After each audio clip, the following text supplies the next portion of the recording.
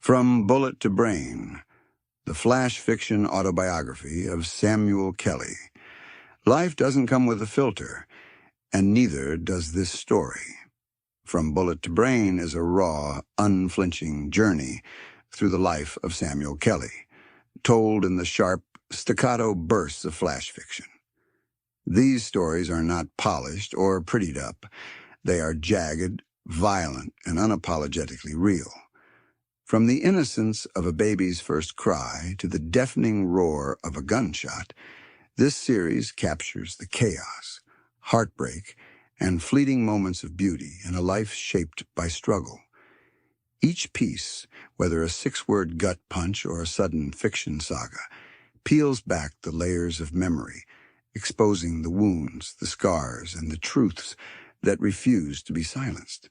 This is not just a story. It's survival. It's pain. It's resilience. It's Samuel Kelly, unedited and unrelenting. Titles like The Baby, The Bullet, The Gun, and Here Comes the Nigger set the tone for a narrative that doesn't shy away from the uncomfortable or the ugly. These are stories that demand to be heard, stories that will leave you breathless, haunted, and maybe even changed.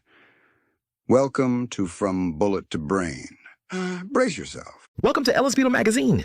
On July 4th, 2026, America celebrates 250 years. This isn't just a moment to look back. It's a chance to look forward, together. To honor this milestone, Ellis Beetle Entertainment, Nahala Music, and Beetle-Go presents a PLURIBUS FUTURUM, Out of Many, a Future. A brand new album filled with songs of unity, progress, and hope. It's a soundtrack for our next chapter, and it's our gift to you. Download the entire album for free.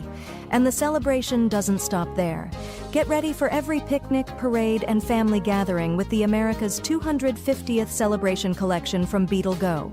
From stylish apparel and eco-friendly socks to picnic blankets and pickleball sets for the whole family. Wear your spirit, share the moment. It's time to celebrate our future. On July 4th, 2026, download your free album, E Pluribus Futurum, and shop the exclusive 250th anniversary collection. American Pride, a beautiful. Visit Beetle-Go.com today. That's BEETLE-GO.com. Beetle-Go, get up and go.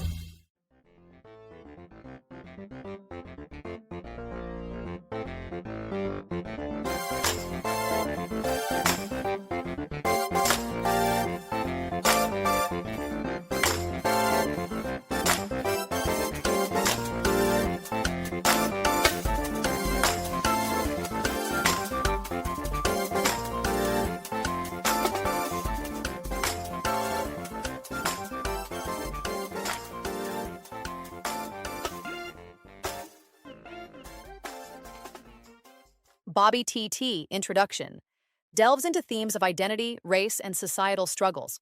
It begins by introducing Bobby TT, whose pimp father is identified as Robert Beck, also known as Iceberg Slim, a figure tied to pimp culture. Samuel critiques Bobby TT's internal conflict, highlighting his desire to be someone he is not, wanting to be a white man while simultaneously harboring anger and resentment toward the man. The narrator reflects on Bobby TT's contradictions, such as his vocal pride in being black while secretly admiring a white woman.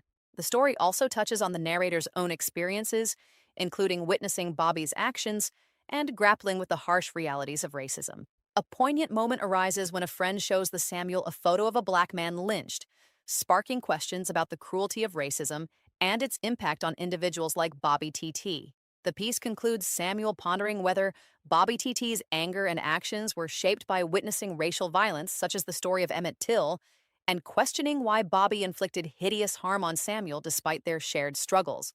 The Fracture. Bobby TT, Chapter 1, Introduction. His daddy is Robert Beck, Pimp Anthropology, Iceberg Slim. So now we know. What kind of trash you are. I knew one from the Illadelph Half-Life. He did his for the money. I think you did yours to excite that tent in your crotch. To fill your low crotch front disaster. You had so many wishes you wish you could fill. You wanted to be a white man. The universe did what it could. made you high yellow. But you couldn't be just that. You had to be angry, wanted to be a white man. So you hated the man. Okay. America was and still is a changing place. But I saw you with my eyes, heard you with my ears, screaming at, quote-unquote, the man, screaming about this and that. How you're so all that and black. Then eyes dropping, turning back, looking at that white woman with a very nice ass. I saw you, Pimpin' Bobby TT. I have always loved different people, different places and faces. I wish the universe made hot babes green. Just my thing. I watched you as a young child scream and threaten to kill white people. One day my friend showed me a picture of a black man hanging from a tree. He said, "I found it in my parents' closet in a shoebox." He asked, "Why did they do that? Do that to black people? What did he do wrong?" I didn't know. I had yet to see Emmett Till. I wonder, did Bobby Pimpin see Till? And did that make him want to kill white people? I pondered. If that is so, then why did he fracture my skull? Bobby Pimpin TT, Chapter 1, Strange Fruit, captures a compelling mix of childhood imagination, dark humor, and raw reflections on race and violence. It begins with Samuel's wild morning thoughts sparked by a mundane moment, spiraling into a provocative what-if scenario about a race war and lynching. These unsettling ideas, though disturbing, are presented through the lens of youthful naivety and curiosity, as Samuel shares them with his brother Demetrius. The brothers' conversation takes a surreal and adventurous turn as they draw inspiration from the cartoon Johnny Quest, imagining themselves as daring heroes plotting dramatic escapades. Their vivid imaginations run wild, blending fantasy with the grim undertones of their reality. Demetrius, however, tempers the conversation with sharp wit, practical remarks, and a surprising acknowledgement that there are good white people, adding a layer of introspection and complexity to their dialogue. Samuel concludes on a hauntingly poetic note, as Samuel sits in quiet contemplation, watching the tree in their backyard and the slow movement of clouds in the sky.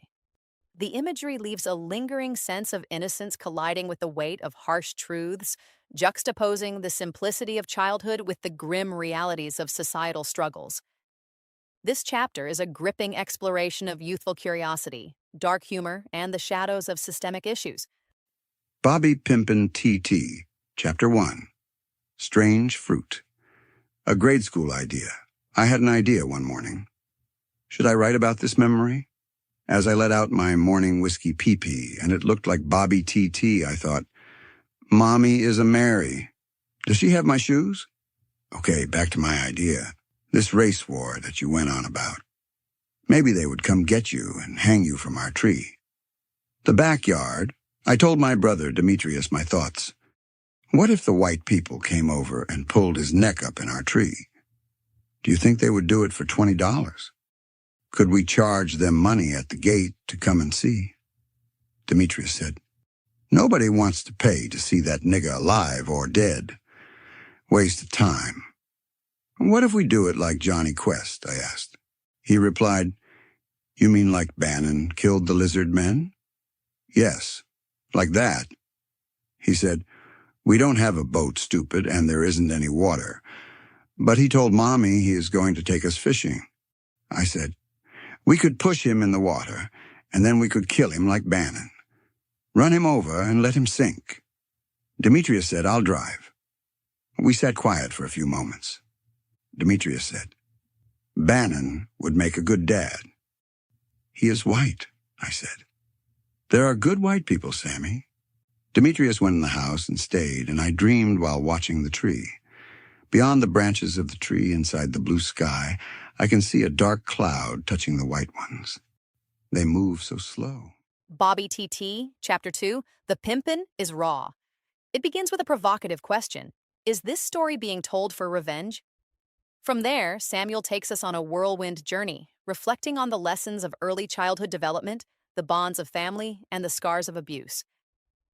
Samuel recounts their connection to siblings and caregivers, moments of secret conversations, and the bittersweet joy of playing like normal kids amidst a backdrop of dysfunction. Christmas morning becomes a brief escape, filled with toys, laughter, and the magic of the season, only to be shattered by the looming threat of violence. Samuel vividly recalls the aftermath of beatings, the physical and emotional wounds that linger and the resilience required to survive.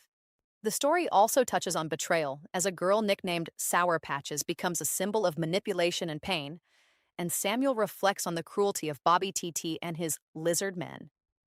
Despite the darkness, Samuel finds moments of redemption, apologizing to someone they wronged and acknowledging the power of community among children of color, in a time and place where they were few and far between. The chapter ends with a poignant call to action, inspired by a TED Talk. What can truly make a difference? The answer is simple yet profound: sing. This chapter is a gripping exploration of survival, connection, and the enduring hope for something better. Bobby TT, Chapter 2. The Pimpin' Increasing Pimp. Bobby TT Pimp Bobby T. A friend asked me if I was writing this way for revenge.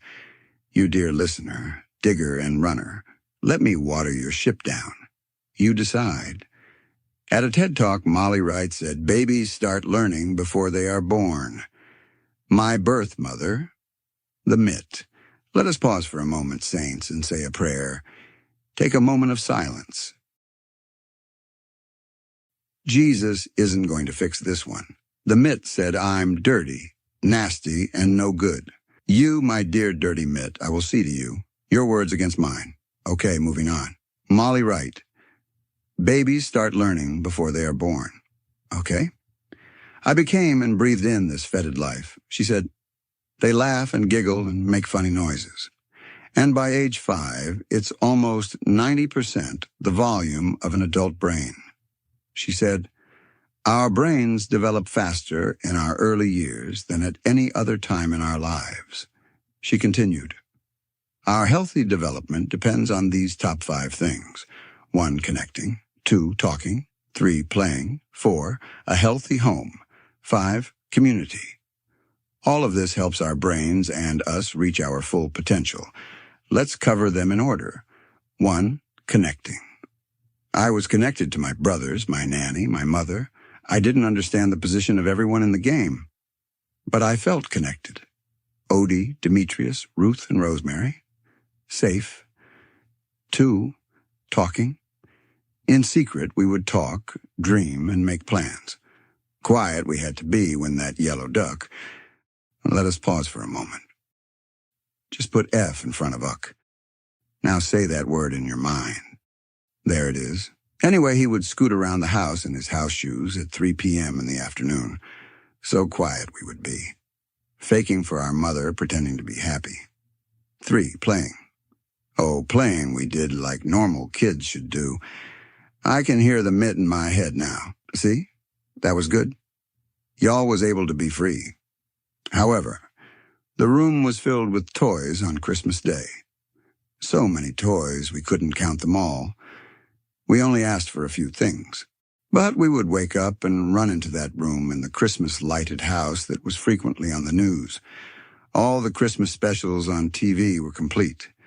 School is out, snow in the streets, Nat King Cole singing under a phonograph needle.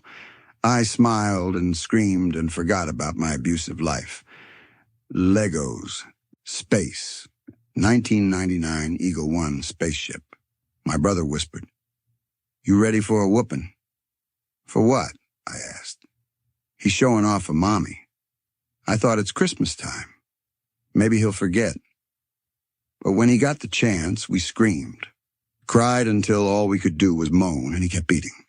So in play, I escaped the horror. But there are things I can't forget.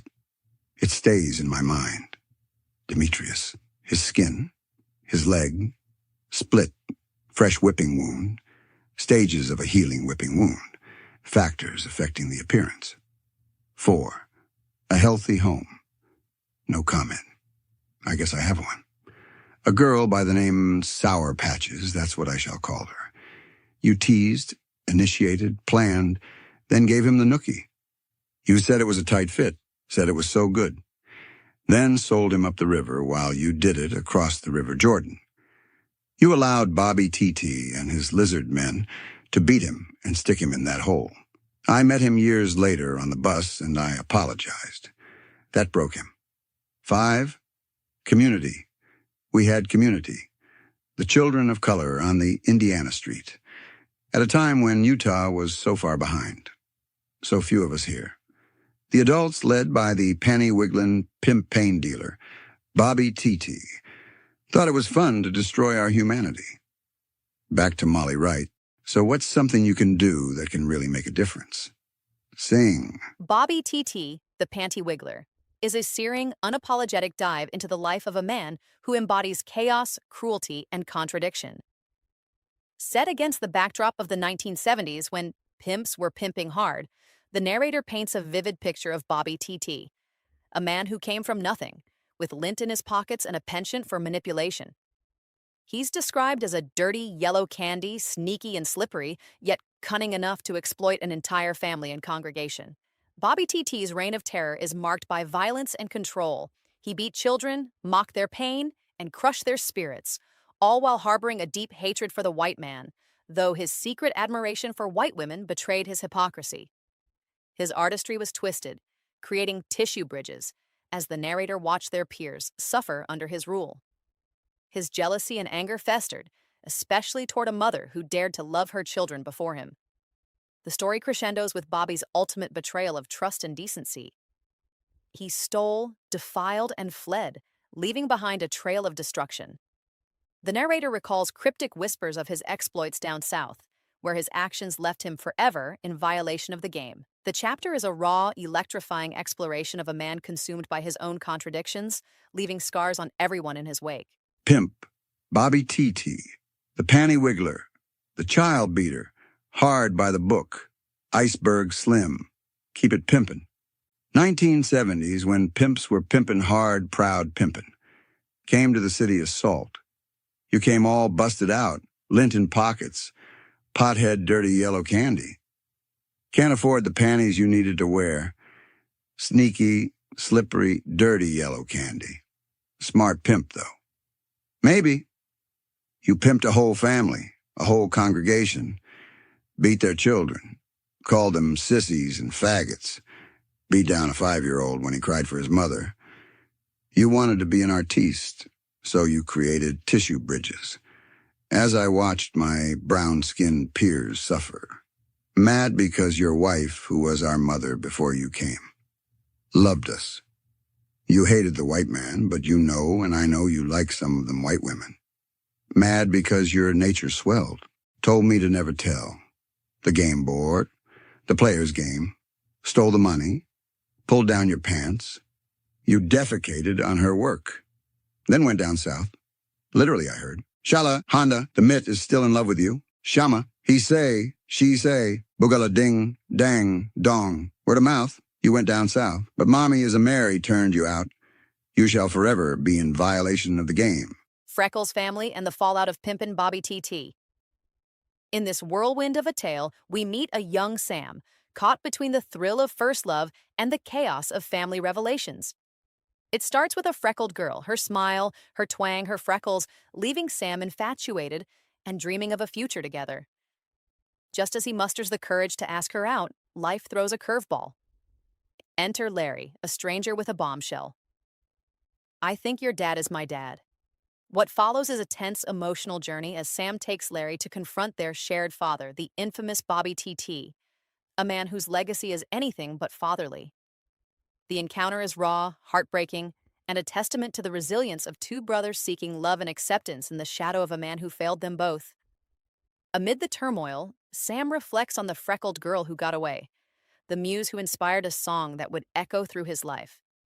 It's a story of love, loss, and the strength to rise above the pain inflicted by those who should have been protectors. Pimpin' TT Bobby, the Panty Wiggler. Larry comes home. Now, some of these people are alive. They can verify that Larry came home. 86th Street, Indianapolis, Indiana, North Central High School. I was standing admiring a beautiful girl, nervous. just as I finally got my nerve to ask her to be my ice cream companion for a while. Pretty light-skinned girl, freckles. Looked like my natural mother, the Mitt, but she didn't act like her. Oh, that smile. It made my stomach jump. Okay, I'm going in. Finally, I have been in an infatuated crush in love because she filled my dreams. Freckled girl. I think that's when I fell in love with Freckles. Oh, my God. She's walking by. Hi, Sam. Say my name in that Indiana twang. That smile. Now I say to myself, I want to be around her in my future. I'll take her over Green Mary Ann any day. And then, hey, he touches my shoulder. I think your dad is my dad, he said. I'm thinking, do these niggas think I'm on church duty? My love? My future? Bye, Sam, she says. The freckles are walking away. I think I still crush her. I'll talk about that later. My first muse. Who are you? I asked. I'm your brother and your dad is my dad. I said, okay. You seem cool. What do we do now? He says, I have been watching you for a couple of weeks. Okay, I said. Now, if you know personally, I'm always thinking of a strategy. I didn't know what it was called then. I said, have you talked with your dad? He said, no. Okay. I'm thinking today this yellow rat is going to pay. What's your name? He said, Larry. Well, Larry, let's go home so you can talk to your dad. We talked and laughed a little. I could tell he was nervous. I'm thinking, today this rat will have to be kind. It's his own blood. I mean, at the time, Larry was further into it. I was legally still a Radford. I said, don't worry, he will be kind to you, and I'm sure he'll talk to you. I'm thinking he better be kind to him. Larry was fragile, scared, wanting to be accepted. I was mature enough to know it's not wise to make the suffering suffer. I walk in the door. Dad, I yelled. I hate that nigga, I thought. But I pulled back. Not about me today. Today he gets tested. Your son is here to talk to you, and he needs love, I yelled. So what does a man do when his seed comes walking through the door? You don't scream and yell. Say he isn't yours when your wife is paying for your child support. You don't say it isn't yours because you say your brothers took turns with his mother. You don't say it's not yours when he kinda looks like a brown ewe. You don't call him, it ain't studding dad boy. Nigga, I don't know you. Dear God, I asked myself, what did I do to you? What did Larry do to you? I watched his face drop. The sadness. I tried to fix it. With all that pimp cuck Bobby T.T. had done to us. Just talk to him, I said. He needs love. Hug him. At least tell him you love him. Now listen closely. My mother, Rosemary Redmond Cosby. Not her daughter, the Mitt, who still loves Bobby T.T. Did you know that sugar baby? Rosemary. My mama. She looked at me. I looked at her. This idiot animal was screaming and balling up his fist. I tilted my head to the side and whispered, see? She was deflated, she answered. I see him, Sammy. Larry is dead now. Shot dead. Demetrius is dead. Shot dead. I am here, and as Yoda said, there is another. The other. I wish he could escape them. But his walk is his as is mine. But let me say this. He hates his sperm. He hates his seed. He hates you and me. He hates himself. He is not a man because a man will stand on his feet for his children, if he loves them. I don't talk to my own sometimes because I want him to grow. Come on, Lil Bleed, get it together. I have some words for him, just wait until the end. But my own knows that I love him. But this maggot nigga sat there and tore Larry. Down, down, down. He finalized himself that day. Bobby T.T. Pimpin. Get you a binky and a diaper. My mother paying child support for your seed. Waste of sperm you are. Pimp Bobby T.T. Pimp. Back to that freckled girl.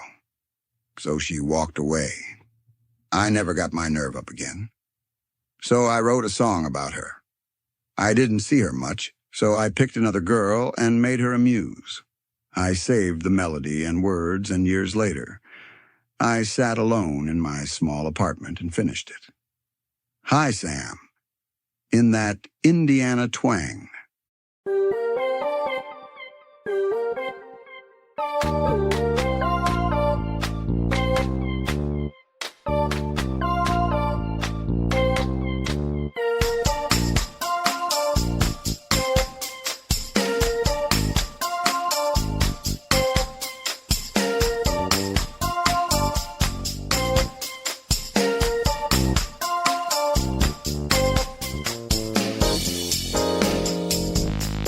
Hi, Sam.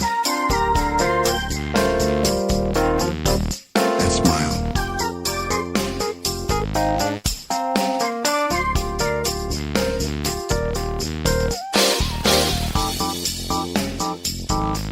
Say my name in that Indiana twang.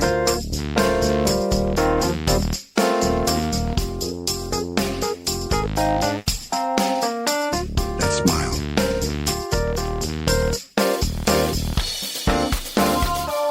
Hi, Sam.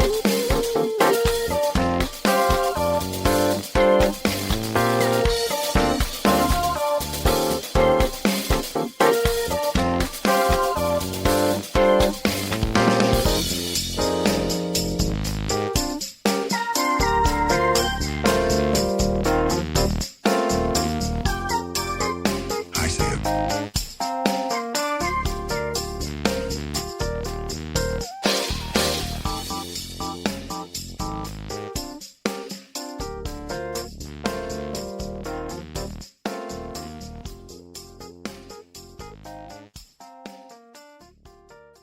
This is a quick message.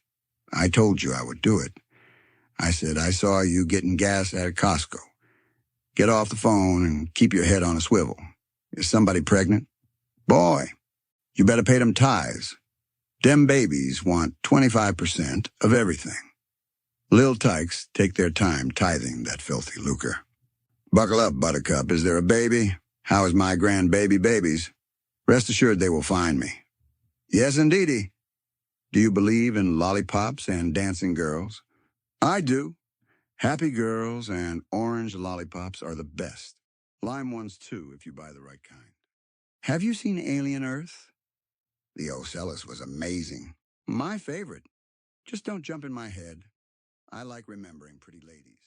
On July 4th, 2026, America celebrates 250 years. This isn't just a moment to look back, it's a chance to look forward, together. To honor this milestone, Ellis Beetle Entertainment, Nahala Music, and Beetle-Go presents a PLURIBUS FUTURUM, Out of Many, a Future.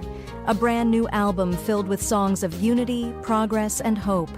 It's a soundtrack for our next chapter, and it's our gift to you. Download the entire album for free. And the celebration doesn't stop there. Get ready for every picnic, parade, and family gathering with the America's 250th celebration collection from Beetle-Go. From stylish apparel and eco-friendly socks to picnic blankets and pickleball sets for the whole family. Wear your spirit, share the moment. It's time to celebrate our future. On July 4th, 2026, download your free album, E Pluribus Futurum, and shop the exclusive 250th anniversary collection. American pride, a beautiful. Visit Beetle-Go.com today. That's BEETLE-GO.com. Beetle-Go, get up and go. We've reached the close of another episode from Ellis Beetle Magazine Podcast, a place where creativity, storytelling, and nostalgia come together. If these reflections spark memories or new ideas, don't forget to subscribe so you never miss an episode packed with stories that celebrate the magic of imagination. Visit ellisbeetle.com for information about projects and features straight from our creative studio.